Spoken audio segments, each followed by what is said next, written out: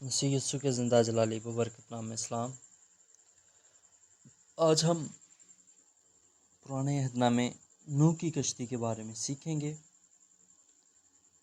ہم دیکھیں گے کہ اس کی اونچائی، اس کی لمبائی اور اس کی چوڑائی اور اس کو بنانے کے جو سارا معاملات تھے اس کے بارے میں ہم سیکھیں گے۔ سب سے پہلے ہم نوح کے بارے میں دیکھتے ہیں کہ نوح ایک راست باز اور اپنے زمانے کے لوگوں میں بے عیب شخص تھا۔ نوح خدا کے ساتھ ساتھ چلتا تھا۔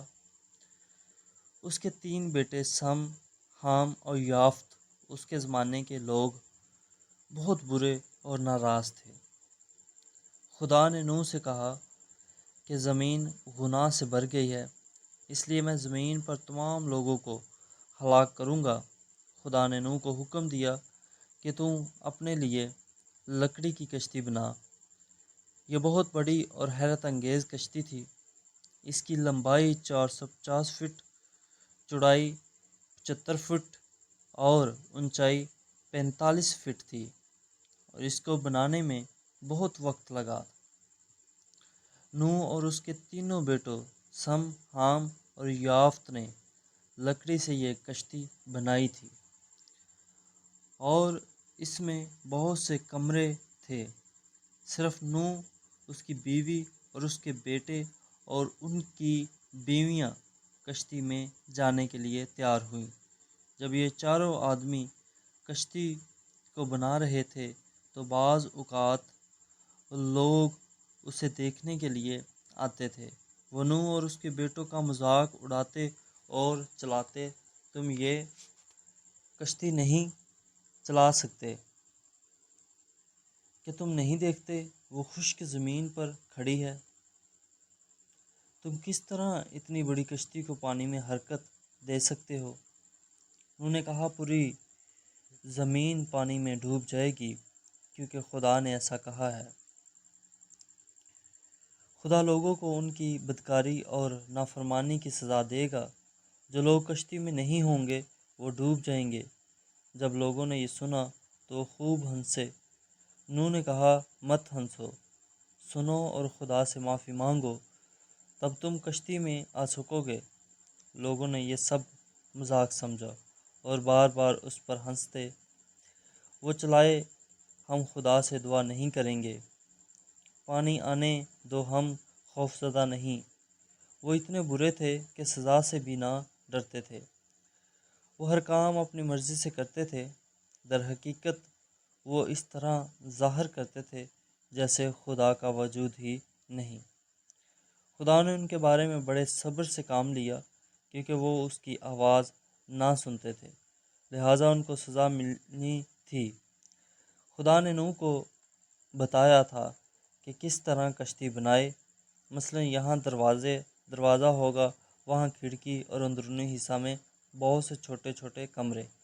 کشتی کا اندرونی چھت بہت اچھا تھا اور تختہ کے درمیان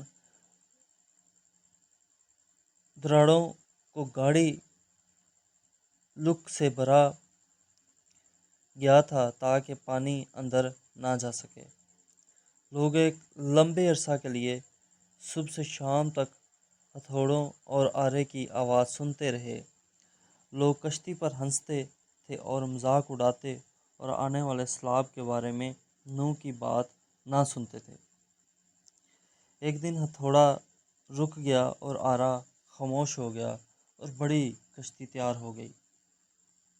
تب خدا نے نوح سے کہا کہ نر اور مادہ جانوروں اور ہر قسم کے چرند پرند رینگنے والے جانوروں کو کشتی میں لاؤ۔ سب چھوٹے اور بڑے جانور کشتی کے اندر باڑے میں گئے۔ یہاں ان کے لیے چارہ رکھا گیا تھا۔ خدا نے نوح کو بھی کہا کہ تو اپنے لیے کھانے پینے کی چیزیں جمع کر لے۔ لوگ ان واقعات کو دیکھ کر حیران تو ہوئے، لیکن کسی نے نوح کی بات نہ مانی۔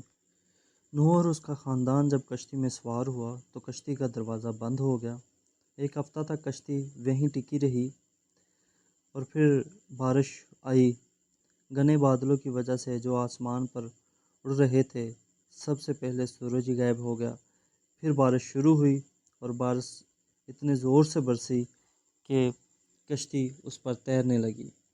تب ہوا نے اس کو دھکیلا اور وہ چلنے لگی، لیکن یہ کہاں جا رہی تھی نوح اور کشتی میں سوار دوسرے افراد بھی نہ جانتے تھے، لیکن خدا جانتا تھا، اور کشتی کو پانی کے پار ایک خاص سمت میں لے جا رہا تھا۔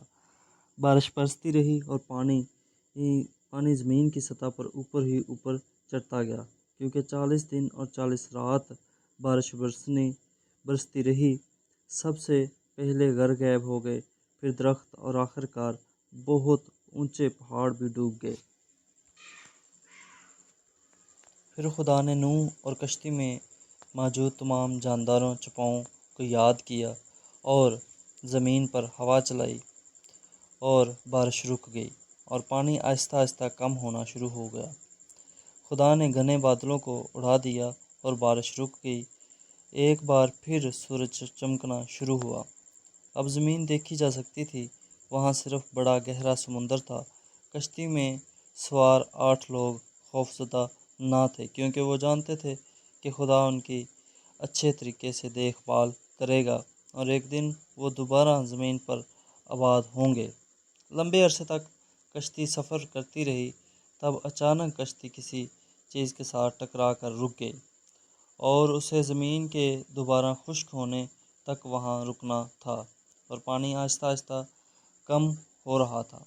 نوح جلد ہی پہاڑ کی چٹانوں کے کنارے دیکھ سکتا تھا۔ بے شک نوح اور اس کے خاندان کو ایک لمبے عرصے تک انتظار کرنا پڑا، لیکن آہستہ آہستہ پانی نیچے اتر گیا۔ ایک دن نوح اس کمرے میں گیا جس میں پرندوں کا بسیرا تھا۔ اس نے کالے پہاڑی کوے کو لیا اور اسے باہر چھوڑا۔ کوا کشتی سے باہر نکل کر بہت خوش تھا، اور وہ واپس نہ آیا، کیونکہ پانی پر اس کے زندہ رہنے کے لیے کافی خوراک موجود تھی۔ پھر انہوں نے فاختہ کو چھوڑا، جو کہ سارا دن اڑتی رہی، اور خشک جگہ نہ پا کر پھر وہ واپس کشتی میں لوٹ آئی۔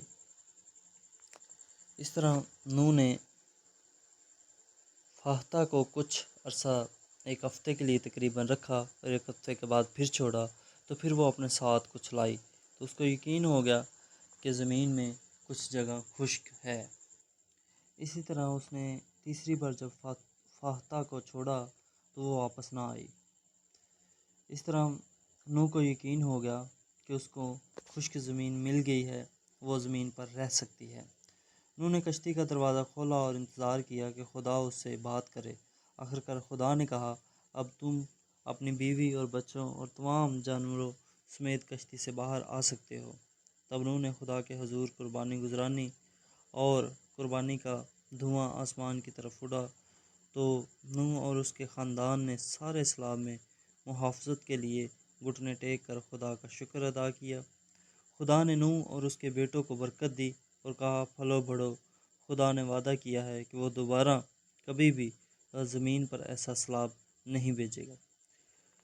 اور خدا نے کہا، جب بارش ہو تو تمہیں گھبرانے کی ضرورت نہیں، کیونکہ میں پانی کی وجہ سے پھر دنیا کو تباہ نہیں کروں گا۔ اور جب تم اور آسمان کی طرف دیکھو تو بعض اوقات تمہیں قوس قزح نظر آئے گی۔ یہ اس بات کا نشان ہوگا کہ دوبارہ کبھی بھی دنیا اس طرح کے سیلاب سے تباہ نہ ہوگی۔ یہ خدا نے پھر یہاں پر وعدہ کیا نوح سے کہ میں دوبارہ کبھی اس دنیا کو پانی سے تباہ برباد نہیں کروں گا۔ اس طرح خدا اپنے لوگوں کو محفوظ کرتا ہے۔